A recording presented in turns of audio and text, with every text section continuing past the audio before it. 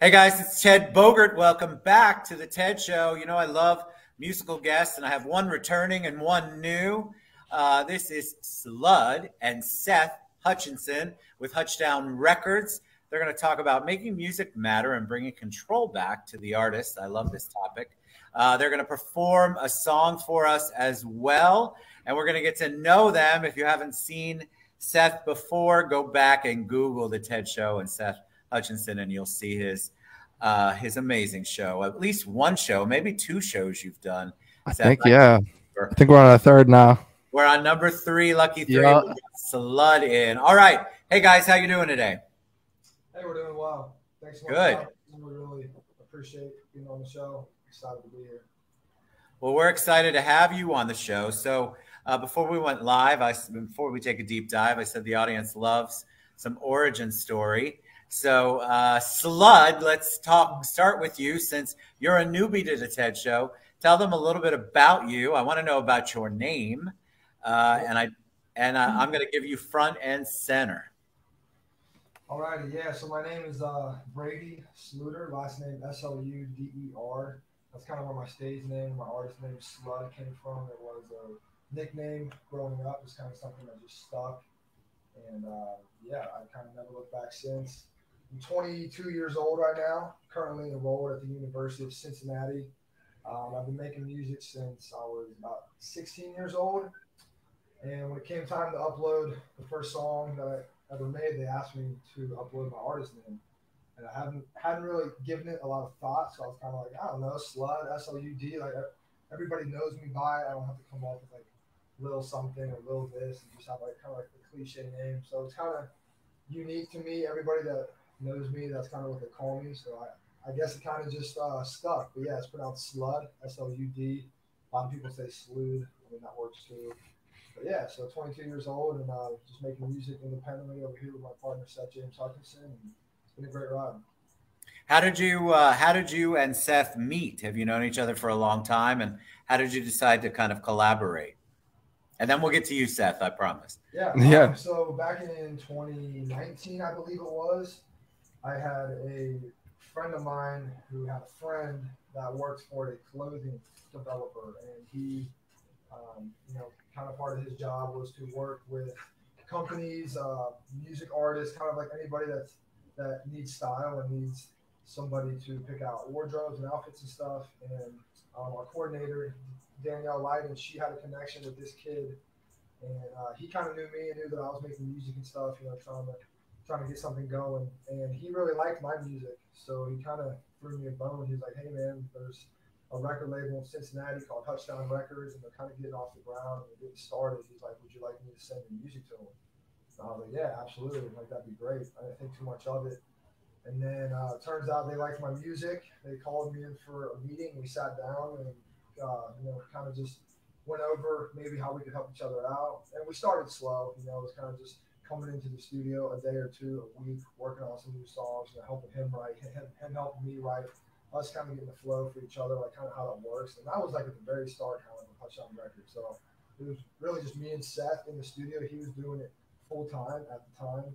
And then, kind of from then to here in the last 2-3 years, we've kind of evolved. I've kind of taken a full-time role.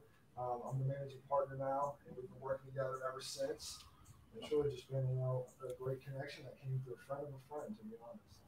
I love it. See? How about you, Seth? Tell us, for those people who don't remember, all about you. Thank you, Slud, by the way. No problem. Yeah, man, I'm so glad to be back on the show. I loved doing it last time. I'm a lover of all things music. I've been writing music since I was super young, and I wanted to take a step from writing my own kind of personal music and stepping into the production kind of world of music. So that's what I've been doing here at Hutch Down Records recently. Doing a lot of songwriting and production of the instrumentals for our artists here, and collaborating all together on my music as well. So we have a bunch in the chamber here at Hutch Down Records, and Brady and I have been just working together relentlessly for the past couple of years that we've known each other, growing our company and growing our connection to this market. Love it. Tell me about the collaboration part, because I always find that interesting. Is it more difficult or easier for you all when you're collaborating? I love the process of it, because each artist is different. So you mentioned collaboration, you all working together. What's that process like for you two? Yeah, so I'll go first. Yeah. It depends a lot on who we're working with. And, you know, back in the day, kind of if you're a novice artist and you're just starting to make music, collaboration is a very easy thing. You know, you go on YouTube, you find a beat, you're like, yo, this is sick. I wrote some lyrics, send it to whoever you're working with, and kind of they'll lay their part. You mix a song together and you put it out. And that's, you know, kind of like what we all did in the past. But the older we get, and we're trying to build a real business out of this, and we're trying to do things the right way. So collaboration becomes a little more difficult once you level up. You know, there's a bunch of, you know, contract stuff that has to be in order. Who made the beat, who's mixing the song, who wrote. Everybody needs points. Everybody needs credit. You know, as a record label, you can't just, you know, throw out song after song after song. Everything is very organized. Everything is planned. We put out everything with purpose. So sometimes there's a lot of collaboration that we have, and once the song's done, it doesn't fit quite into the schedule that we have, or it doesn't. It's, you know, not the right time to drop a song. So sometimes collaborating can be hard in that sense, because you're very excited to do a song with somebody, but realistically, you know, it's not going to come out yet, or if it does, you need to get X, Y, and Z from the paperwork standpoint, all kinds of stuff. So it depends on who you're working with and the level, I think, kind of that they're at in their music making. I love it. Same for you, Seth? Yeah, logistically, I think it can definitely be a nightmare. I will say, working with Brady, I'm super fortunate. We have a chemistry of working together on projects that, like, we can bounce off ideas one another really well, and like our creative energies just like work well with one another, and that's like resulted in us making like some really like cool songs over the past year. And but yeah, it definitely can be a nightmare. It can be really like just like confusing keeping track of who's all done what on like what certain thing, but like I'm super grateful for the people that like we have here to work with. I would imagine it's. Go ahead. I'm sorry, Slud. Oh, I'm sorry. Just one more thing. Yeah, so like we do collaboration, obviously, you know, with outside artists. But if you're talking about internal collaboration between us two, like night and day, man. We come in, we get stuff done. He helps me, I help him, and that is a very easy process. It's not. That's the easy part of the collaboration is the in-house with the guys who are actually in the studio and we're all making stuff together. It's just kind of when we outsource stuff. Yeah. I think that when it's your baby, right? This is your songs are your babies. You're birthing out this idea. So I'm fascinated by how that all works, because obviously if somebody's got an idea, then you play on the idea. So I think I agree. And you can see that there's a lot of working together between the two of you, because I think that's what you would have to have in order to be successful at collaborating. Talk about, before we get into giving the control back or getting the control back for artists, because I'm fascinated by that part of the title, which I think Danielle and you all came up with. Talk a little bit about the production side, like owning a record. It's one thing to be an artist. It's one thing to be a songwriter. And then it's a whole nother thing to be a record producer and own a company. Talk about what that's like in this day and age. Because, you know, back in my day, you know, the 78 RPM, the phonographs, that kind of thing. You know, you signed a record deal, and if you got promoted properly, you probably made some money, not as much as you thought, but unless you were a superstar. It's different in this streaming world, I think. Oh, it's so much different. You have to have, it's a job of many hats. You have to be applicable in so many different ways. We can't just be artists nowadays. You have to be artists, social media influencers. You have to be producers, studio hands. You have to be good with equipment. Like, it's just so much that you have to know. Even photo, video, we've been dipping our toes into that here at Hutch Down Records as well. And then here in our podcast room that we've just started up, starting to get some live episodes and recorded too. So just really like spreading, like as far as being a multimedia company, expanding upon like the kinds of services that you can offer to people, like really makes you more like marketable and also just like a useful tool for people and the art that they need to create. Same for you, Slud? Yeah, absolutely. Everything he said was right. You know, it gets tricky because obviously, like he said, they're when you're running a record label, it's not just, hey, come to the studio, make some songs, and put them out. There's a lot that goes on kind of behind the scenes, communicating with people, trying to speak contracts or come up with agreements between people, and like especially like transportation and travel. If we're responsible for artists, we're bringing them into Cincinnati, or we're going out somewhere to link up with people. There's a lot of like small things that people don't really see. So it's really just this one big working, flowing thing that there's a bunch of parts to it, and we try to make sure that everybody kind of has a key role so we can get all that done. Because we're not a super large team right now. We're still kind of getting off the ground, but we brought in some great artists in the last year, and it's just really trying to put all those pieces together. But I mean, it's a great experience. Tell me, before I ask you again, one last question before we get to bringing the control back, because I want to ask you what your thoughts are.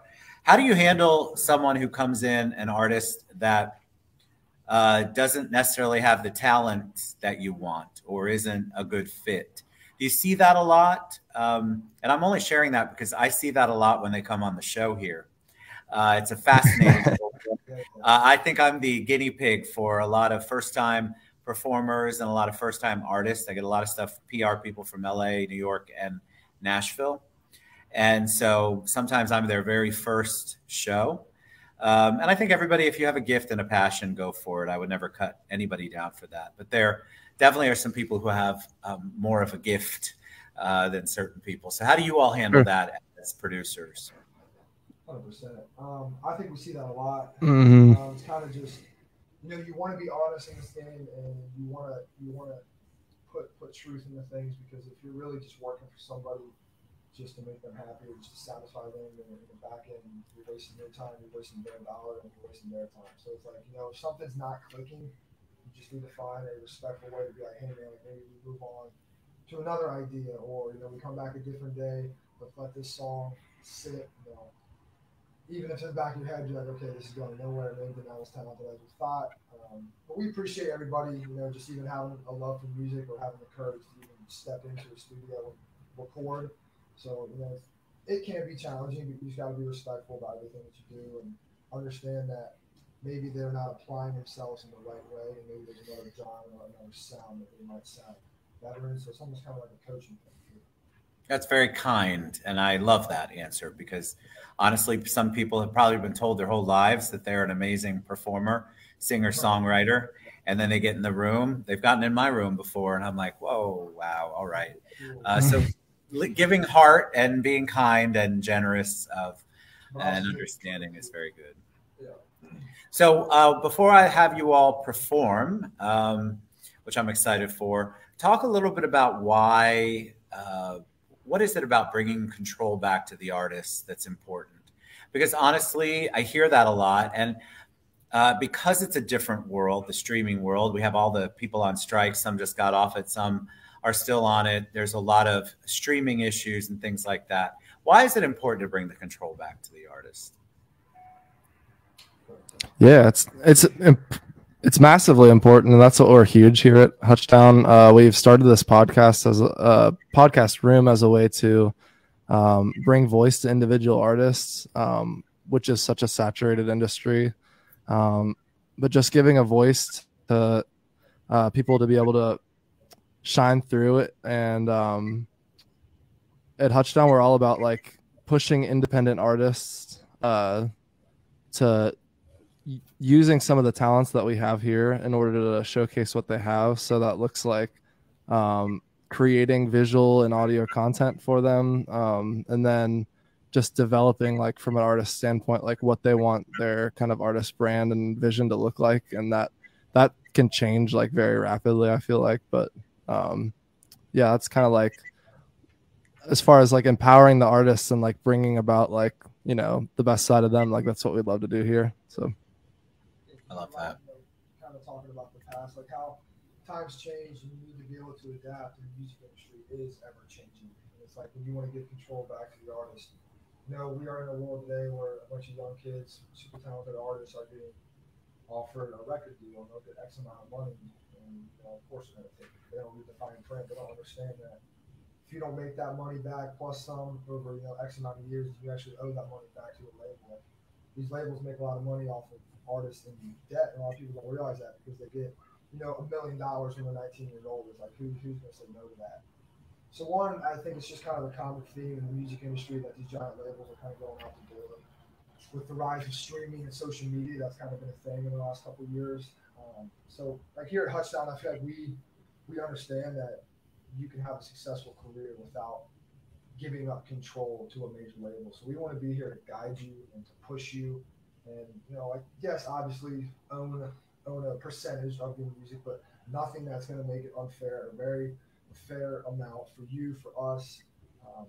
We want to pay you to develop. We want to cover music videos, travel. We want to get you on stage and performing, all while taking a small fraction from you. Because we really believe that this industry is about the artist. It's not about the label. The days of the labels making, 10x on the dollar of the artist are just over. And we're trying to change that slowly. Oh, I love that you guys are cognizant of that and proponents of protecting the artist, because a lot of creatives, they just want to be creative and they don't think about the business side of it until it's too late a lot of times. That's what we're here for. Like, we want you to come in and just be completely concentrated on your work and your craft and let us handle all the back end of the business. That's what's important. I love it. I think being a creative and having people you can trust, like you all, is a beautiful thing. All right, I'm going to take myself off. My audience loves performance. So we are going to, I think you're still there. Are you frozen? Maybe. There you are. Good. So I'm going to take myself off, and then you guys are going to perform. Talk to me a little bit about what you're going to perform, and then go for it. I'm excited to have you guys show us a little of your creative side.